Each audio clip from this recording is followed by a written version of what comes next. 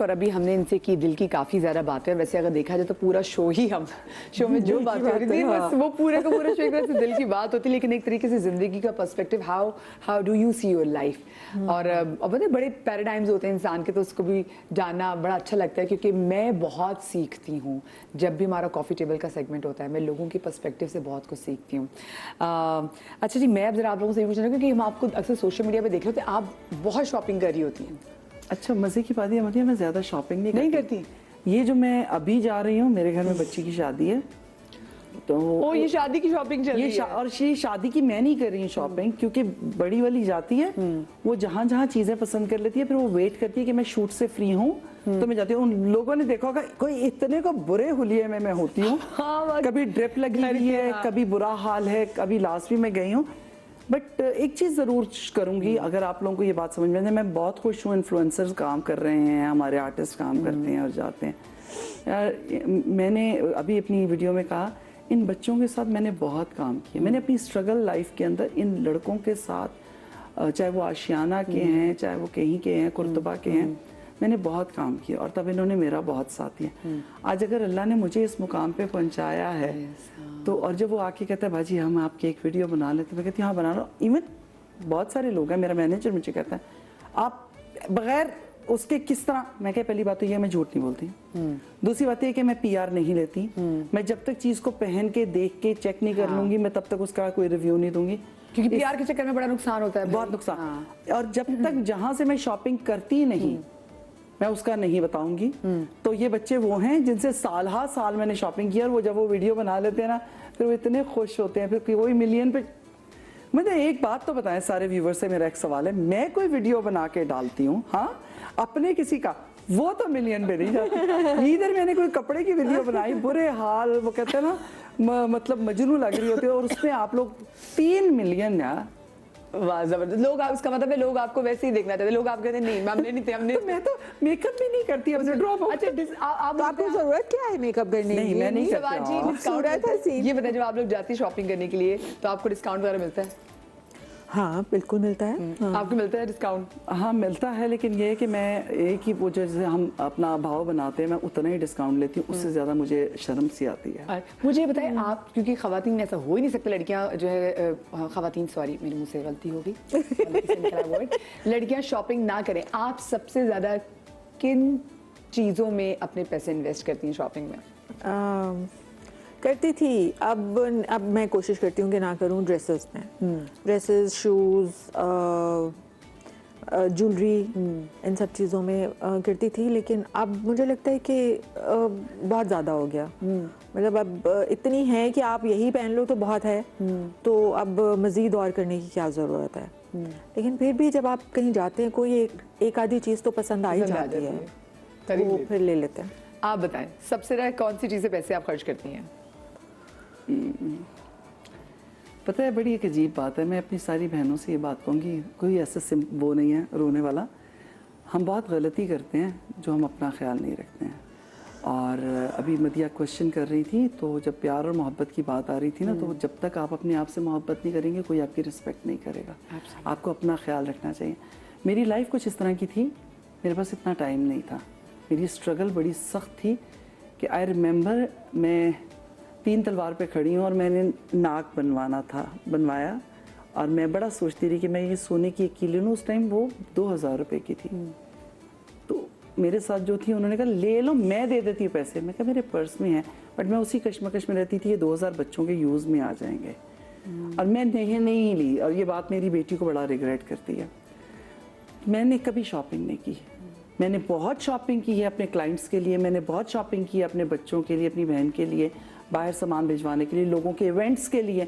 मतलब मुझसे अच्छा बार्गेन कोई नहीं कर सकता, मैं बोल सकती हूँ दावे के साथ। बट मैंने अपने लिए कभी कुछ नहीं खरीदा था। फ्रेंड का आ गया, उसने कर दिया, इसने ले दिया, बहन के कपड़े आ गए, तो मैंने गुजार दिया। क्योंकि जब आपकी स्ट्रगल होती है और आप लेबर कर रहे होते हैं ना, तो आपको किसी चीज़ की ज़रूरत नहीं होती, तैयार होना आपके लिए मायने नहीं रखता। अब आके जब बच्चे बड़े हो गए हैं, बेटी की शादी हो गई है, अब उसको हर वक्त रहता है वो 6 जोड़े लेकर आएगी, तैयार हो जाए। तो this is the first time मेरी लाइफ के अंदर कि मेरी वार्डरोब ऐसे सजी है कि मेरी छोटी बेटी कह रही है मैडम आपकी शादी कब है? तो मैं हंस रही थी आज सुबह भी, ये मैंने नया जोड़ा जब निकाला ना तो मैं 2 दफ़ा मैंने यूँ करके सोचा, मैं कहा अच्छा चल सलमा खुद भी पहन।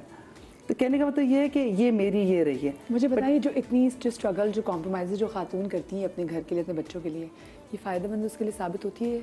हम मुतमईन रहते हैं, मैंने अपना कर दिया, अगला समझे या ना समझे। ये बात ज़रूर कहूँगी, हम जिन ट्रॉमा से अपनी औलाद को बचाना चाहते हैं ना, शायद कभी कभी हम उसी ट्रॉमा का हिस्सा बन चुके होते हैं। हम जो स्ट्रगल कर रहे होते हैं वो स्ट्रगल हमें पता ही नहीं है, वो छोटे छोटे नन्हे नन्हे दिल उनको कैसे देख रहे होते हैं। आज जब महानूर नानी की बात करती हैं, आज जब मेरा कभी 3 दिन पहले एक टक्कर लगी, एक्सीडेंट हुआ और जो डर गए, आज जब मैं लेटती हूँ और आके मेरा बेटा पैर दबाता है तो वो पैर दबाने में मुझे खिदमत कम और अफसोस ज़्यादा नज़र आ रहा होता है कि यार क्यों इतनी स्ट्रगल की आपने, क्यों आप अकेली थी तो आपने ये सब कुछ किया। और फिर मैंने देखा, फिर मानू ने मुझे ये कहा भी, मामा आपको नहीं पता ये मेरा ट्रॉमा है कि मेरी माँ ने खुद को नहीं देखा और हमें देखा है। अच्छा, ये बड़ी ब्लेसिंग होती है कि अगर आपके बच्चे ये रियलाइज कर लें।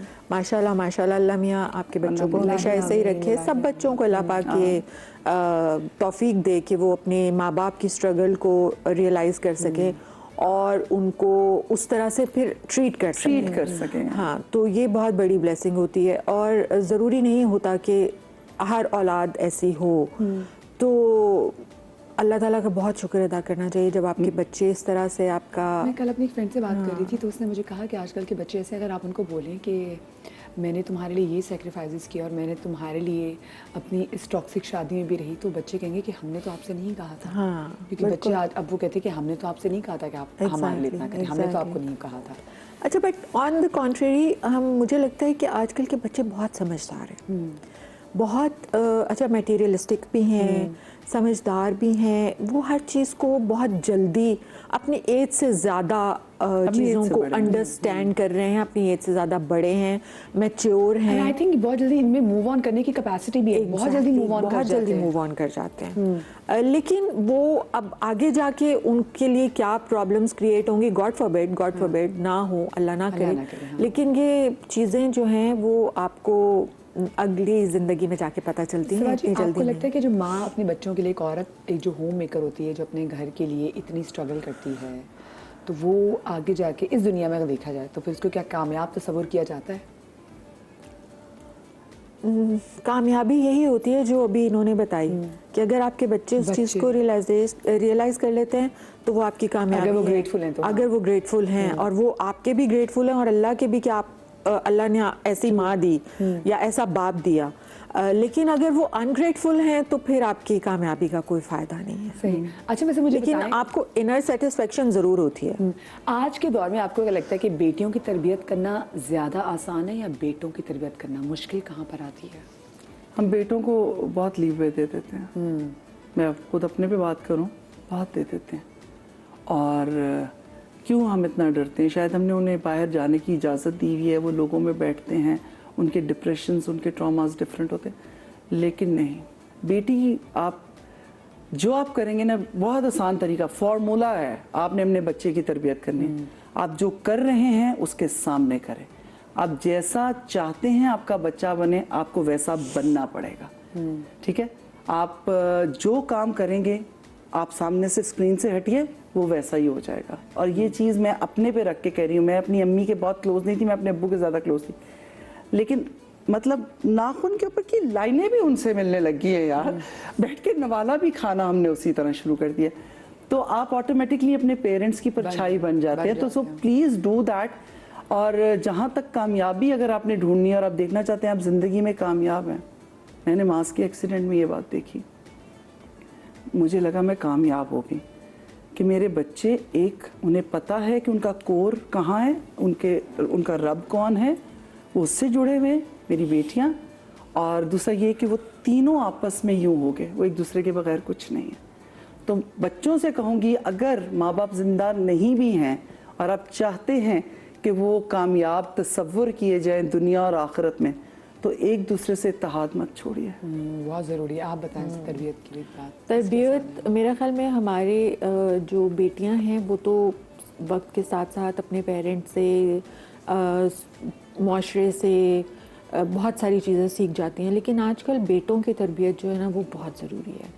और बेटों की तरबियत में घर की चीज़ों के साथ साथ आपको लेडीज़ की रिस्पेक्ट ये सिखाना बहुत ज़रूरी है कि एक औरत की रिस्पेक्ट जो है वो कितनी इम्पॉर्टेंट है, एक लड़की की रिस्पेक्ट कितनी इम्पॉर्टेंट है। अगर तुम कोएड में पढ़ते हो और तुम्हारे साथ लड़कियां हैं, उनके साथ दोस्तियां हैं, कहीं लेकर जाते हो, उनकी रिस्पेक्ट कितनी ज़रूरी है।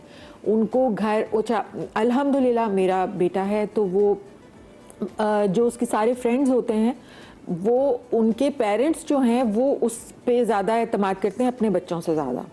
तो वो जब वो जाता है तो अल्लाह का शुक्र है कि उसके साथ वो लड़कियों को भी आराम से भेज देते हैं कि उसे पता होता है, उन्हें सबको पेरेंट्स को पता है कि ये अगर लेके जा रहा है घर से तो इसी तरह शाम को वक्त से पहले जिम्मेदार है और ये छोड़ के जाएगा। और मुझे भी ये पता होता है कि जाहिर है अगर वो फ्रेंड्स हैं तो सब आपस में, और सबसे पहले मैंने उसे यही चीज़ सिखाई थी कि बेटा लड़की की रिस्पेक्ट जो है ना वो बहुत ज़रूरी होती है और वो तुम्हारी सारी ज़िंदगी ये चीज़ जो है ना वो काम आएगी। और इसके साथ घर के काम काज करना ये भी लड़कों को आजकल बहुत ज़रूरी है। मैं कहती हूँ पांडित से शाबाश, इन्होंने कम पे लाओ, शाबाश।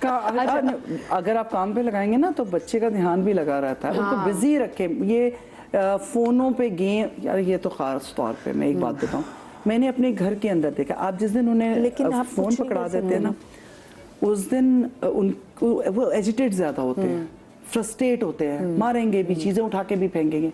और जिस दिन उनको नहीं देंगे एक हफ्ते बाद वो बिल्कुल नॉर्मल होते जाएंगे। तो वो ये चीज़ हमारी जो बच्चे हैं वो समझ लें कि बहुत ज़रूरी है भाई। मैं तो मेरे बच्चे ने पानी गिराया, मैंने उसको टिश्यू दिया, मैंने कहा चलो शाबाश साफ करो, फ्लोर साफ करो। और मैंने उसकी वीडियो बना के उसके अब्बा को भेजी थी। उसके बाद तुम इतनी जालिम माँ, मैंने कहा भाई मुझे कल एक अच्छी वो मेरी जो बहू है मैं तो चली जाऊंगी, बाद में तो मेरी जुमेरात है उसी ने फाते दिलवाई ना, कि मेरी सास इतनी अच्छी थी जिसने इतना जेंटलमैन रेस किया। अच्छा, आपने स्ट्रगल्स की बात की, आपकी जिंदगी में सबसे हार्डेस्ट स्ट्रगल आपकी वो कौन सा टाइम था जब आप कहते कि that was the hardest time? अच्छा, मतलब जब गुजर जाता है ना वक्त तो आसान लगता है। हाँ, यही तो मेरे रब की करम नवाजी है, वरना शायद हमारा दिल फटता ही रहे और हम हमारा सबसे बड़ा कसूर क्या है, हम शिकवों पे जिंदगी गुजारते हैं। हम जिंदगी को कभी हंसते मुस्कुराते, जो 10 चीजें हमने देखी है ना 9 मिल गई हैं, वो जो एक का शिकवा रह गया ना उसको पकड़ के रखते हैं, वो 9 भी जाया हो जाती है। तो मेरा ये हमेशा से रहा है कि मैं इसकी तरफ नहीं देखती, हर दफ़ा ये कोट करती हूँ, फिर करती हूँ, मदिया का भी हक बनता है इस पर। मेरी माँ कहती थी जो चीज़ आपकी है, जिसने सदा आपके साथ रहना, उसके पीछे क्यों भाग रहे हो?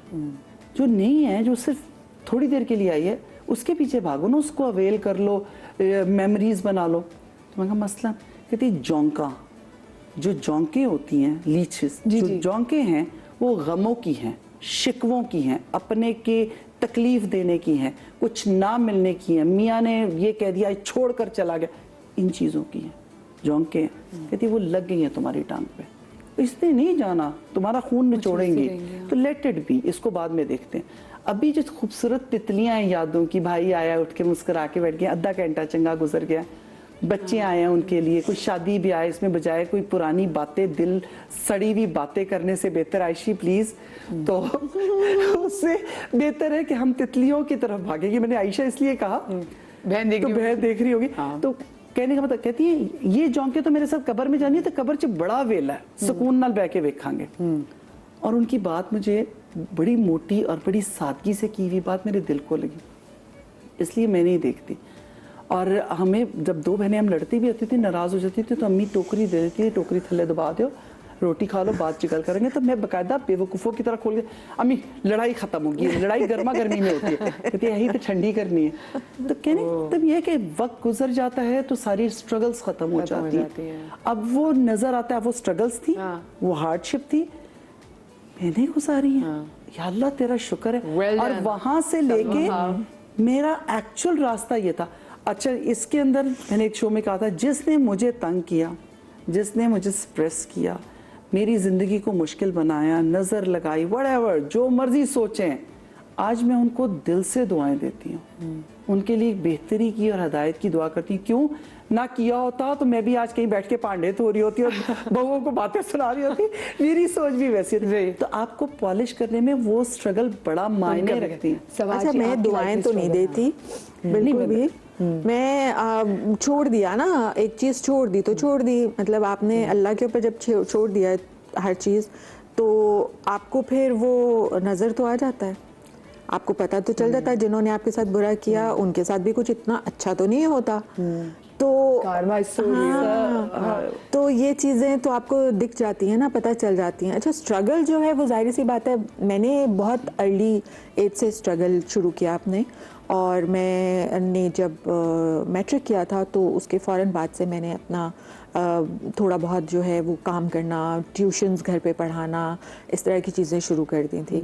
तो स्ट्रगल तो होती है, और अल्हम्दुलिल्लाह मैं कहती हूँ कि शुक्र करना चाहिए इस बात का कि जो लोग आपकी ज़िंदगी में आए, जो स्ट्रगल आपने की, आज हम जहाँ हैं अल्हम्दुलिल्लाह जब पीछे देखते हैं तो बहुत अच्छा फ़ील करते हैं, बहुत सुकून फ़ील करते हैं कि बहुत इज़्ज़त के साथ सारी चीज़ें की और हुई अल्हम्दुलिल्लाह। और इज़्ज़त देने वाली तो रब की ज़ात है। कोई कितना बुरा सोच ले, कोई कितना बुरा करना चाहे, नहीं हो सकता। और जो चीज़ आपको मिलनी है वो मिलनी है, उसके पीछे आपके भागने से कुछ नहीं होगा।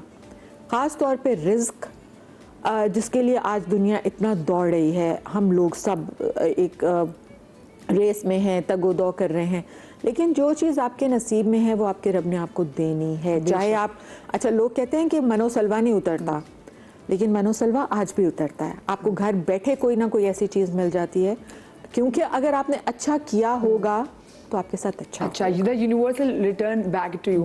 अच्छा मुझे ये बताएं, अच्छा रिटर्न बैक टू, दोनों एक साथ अजीब बात कर दी मैंने, अब of course it's gonna pay you back. अच्छा मुझे आप ये बताएं, आजकल आपका जो ड्रामा सीरियल जो पामाल बहुत हिट चल रहा है और जिसमें आपका जो किरदार है उसमें आपको ऑफ कोर्स एक पॉजिटिव फीडबैक भी आ रहा है और उसमें साथ साथ एक नेगेटिव फीडबैक भी आ रहा है, बिकॉज वो दिखा रहा है कि माँ जो है वो कहीं बेटी को डांट भी रही है और फिर कहीं उसके साथ भी खड़ी है। नहीं, एक और लफ्ज ऐड करो ना, ओवर एक्टिंग बड़ी कर रही है। अच्छा मैं यहाँ पर ज़रूर फौरी तौर पर ये बात कहना चाहूँगी कि देखें, जिस क्लिप के ऊपर हमारे मीडिया से भी हमारे कुलीग्स ने बड़ा शोर मचाया, वो तो उनसे तो मेरी रिक्वेस्ट है कि प्लीज़ ज़रा थोड़ा सा मध्यम होकर बात किया करें, पहुंच जाइए ये बात।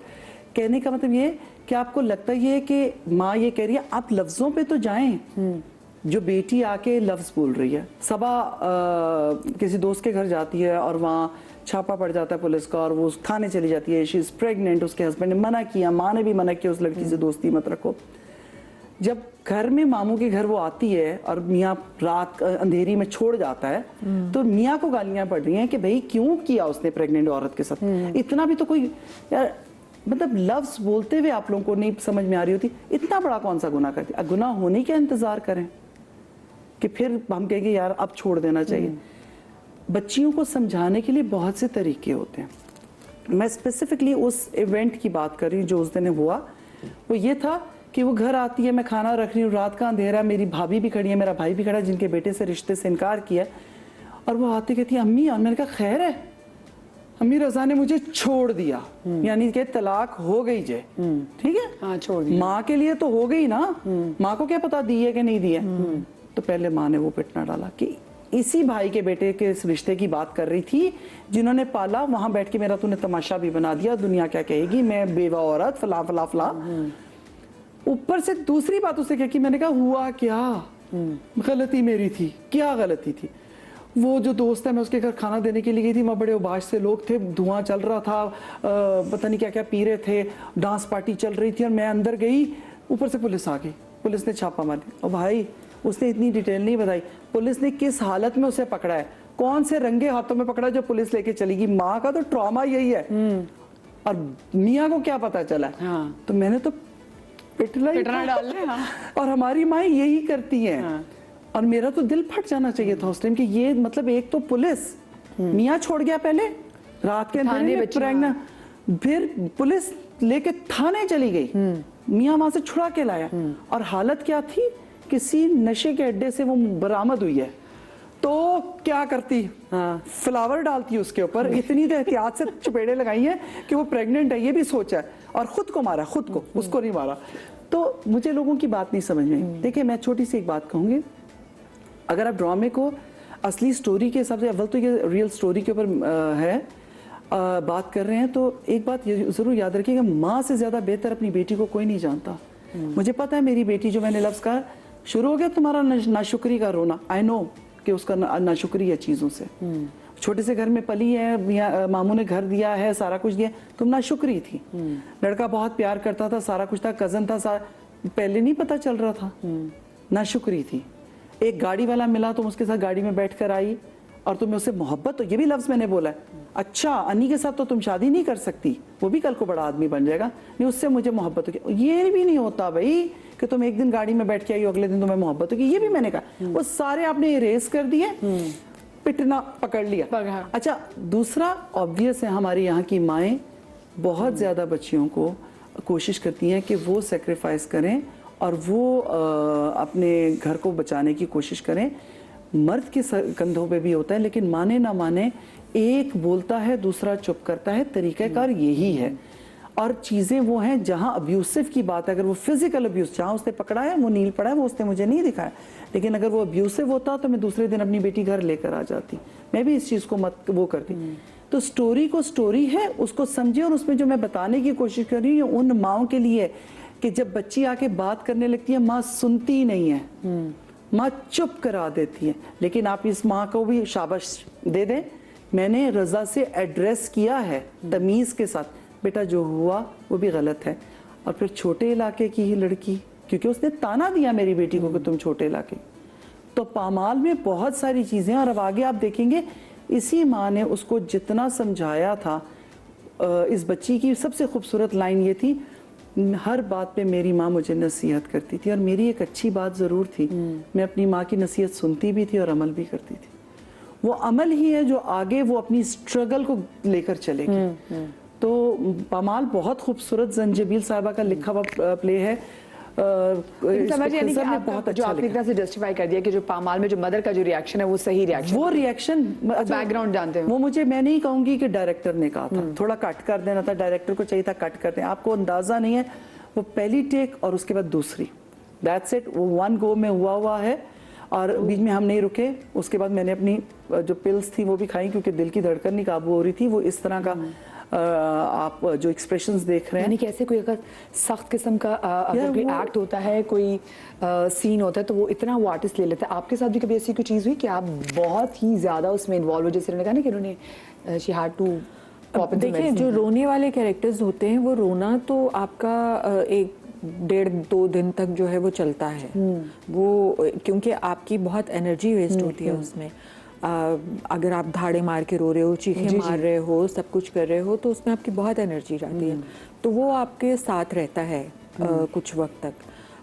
लेकिन कैरेक्टर्स भी, अगर आप बहुत कोई ऐसे साइकोलॉजिकली अफेक्ट करने वाले कैरेक्टर्स कर रहे हैं, तो वो जाहिर सी बात है आपको 2-3 दिन, हफ्ता, या जब तक आपका वो सीरियल चल रहा होता है, वो आपके साथ। तो घर वाले कभी शिकायत करते हैं आपसे? नहीं, नहीं, इस तरह का कुछ नहीं होता। कभी होता है कि वो दोस्त जो हैं वो आपस में कह रहे होते हैं कि यार तुम कैरेक्टर से निकल आओ बाहर, लेकिन वैसे कोशिश करते हैं कि घर में आप ना लेकर आएं। क्योंकि कुछ देखिए ड्रामा जैसे मैंने पामाल के वाले से ये बात करी थी कि मैंने, क्योंकि मैं मुझे लगता है कि इतनी टेंशन आसपास है, तो I would want to watch something जो फनी है, जिससे मेरा मूड अच्छा हो जाए। तो लेकिन मैंने इनका एक वो सीन था जिसमें वही मैंने डिस्कस किया कि भाई वो दिखाते हैं कि प्रेग्नेंट औरत को देखे आदमी ने गाड़ी से उतार दिया। देन उन्होंने मुझे बताया कि वो क्यों था। सो आपके साथ कभी ऐसा होता है, क्योंकि ये तो ड्रामा, ऐसे मैं देख रही हूँ कि लड़कियों के ट्रॉमास इतने ट्रिगर हो गए। मैं सोशल मीडिया पे देख रही होती, लोग बता रहे थे कि मेरे मियाँ ने भी मेरे साथ ऐसा किया था, मेरे साथ भी ऐसा हुआ था, मेरा मियाँ भी ऐसे टॉक्सिक था। तो कभी ये कि आप भी घर लेके गई हूँ? नहीं, ट्रॉमास जाते हैं। मैंने 2 प्रोजेक्ट्स किए। पहला, जब मुझे रोना नहीं आता था, मैं भी ग्लिसरीन के बारे में सोचती थी कि मैं भी लगाऊंगी, लेकिन जो ग्रे था, वो जो केस था हमारा बड़ा कि लड़की को मार दिया था लड़के ने और उनका आपस में फेयर था, जो भी था, तो वो उस दिन एक्चुअली अगर मैंने कहूँ कि मैंने ड्रामा इंडस्ट्री को एम्ब्रेस उस दिन किया था। वो स्क्रिप्ट मेरे हाथ में था, सोहेल जावेद का, और वो मैंने पढ़ने के बाद मैं 3 दिन गाड़ी चलाती थी तो रो पड़ती थी। और जब मैंने फिर उनको जाके सुहेल भाई को कहा, मैं कहा सुहेल भाई मैं ये नहीं कर सकूंगी। कहते क्यों? मैं कहा मैं नहीं माइंड कर सकती कि एक माँ को क्या फीलिंग आई होगी जब उसकी बेटी इस हालत में मिली होगी। मैं कहा मैं ये बता ही नहीं सकती क्योंकि वो माँ देखेगी, ये कैसे हो सकता है, मैं किस तरह उसकी तकलीफ बता। तो देन उन्होंने मुझे कहा जो आपको लगता है वो आप बताएं। यही इसमें भी हुआ, पामाल में भी जो मुझे लगता है, मुझे कहा गया खिज़र ने कहा आप वो करेंगी जो आपके हिसाब से ठीक है।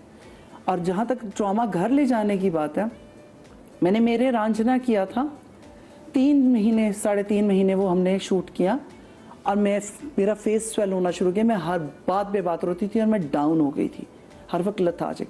तो मेरी बेटी मुझे डॉक्टर के पास लेके गई और उन्होंने मुझे एंटी डिप्रेसेंट लिख के दिया। तो मैंने यूँ करके देखा, मैं कहा अच्छा मानो जाके आप ना बाहर से मेडिसिन लेकर डॉक्टर वो गई। मैं कहा डॉक्टर साहब मैं मेरे रांझना कर रही हूँ, बस और 25 दिन की बात है मैं ठीक हो जाऊंगी।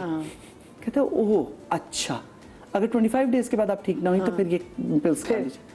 मतलब वो इतना रोना था वहां पर कि मैं मतलब मैंने कहना शुरू कर दिया, मैं मेरी रीढ़ की हड्डी का पानी खत्म हो गया रो के। Oh my God, अच्छा, इसलिए ना वो जो पुराने पापी है ना फिर उसको क्योंकि तो पुराने के तो अभी जैसे अब नए नए तो ऑफ कोर्स और वो हर अच्छा मजे की बात ये रमजान था, आपको पता है पानी पिया हो तो रोना आ भी जाता है, आंखें नम हो जाती। रमजान में कहाँ से करेंगे? मैंने कहा अल्लाह के वास्ते रमजान में कोई रोना नहीं होना चाहिए। अच्छा फिर वो आप कुछ डाल भी नहीं सकते आंख में। हाँ, रोजा और वो रोना ऐसा था। अच्छा मेरा तो ये अब हंसते हैं सारे, टप टप टप टप पानी चल रहा है और सारा ओरिजिनल रोना है मेरे अपने मेहनत